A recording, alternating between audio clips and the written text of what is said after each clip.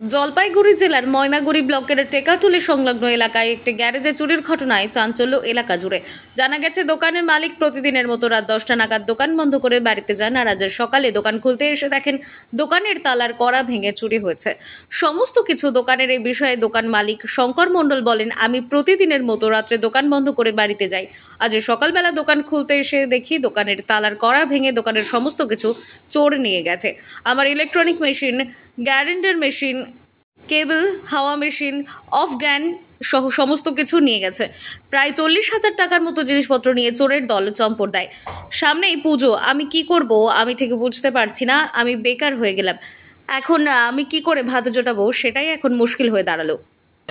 গ্যারেজে চুরি হয়েছে রাত্রেবেলা, তালার কড়া ভেঙে চুরি করে নিয়েছে। কোথায় দোকান আপনার? টেকাটুলি মোড়ের পাল হোটেলের পাশে। কি গ্যারেজ? Body garage. কি চুরি হয়েছে? Electric machine, grinder machine, drill machine, cable, হাওয়া মেশিন, অফগান, এগুলো চুরি হয়েছে। তাও কত টাকার? তাও 40,000 টাকা। আপনি কখন দোকান বন্ধ করে বাড়িতে আমি দোকান বন্ধ করে গেছি 10টার সময়।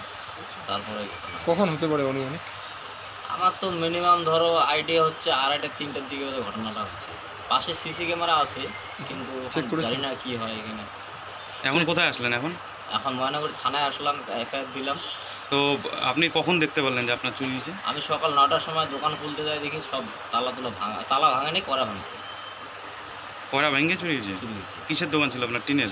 আমার টিনের বেড়া আছে, প্লাঙ্কিং ঘর। কি পরিস্থিতি এখন পূজার সামনে? এখন পূজার সামনে তো আমার একদম বেকার হয়ে গেলাম, চলাই মুশকিল আমার। এখন তো আমি কী করে কালকে ভাত জুটাবো, তরকারি জুটাবো, এইটাই চিন্তা ভাবনা করতেছি। প্রশাসন যেন ওইটার তদন্ত করে, আমি জিনিসগুলো যেন পাই। জলপাইগুড়ি থেকে কনক অধিকারীর রিপোর্ট, আনন্দ বার্তা।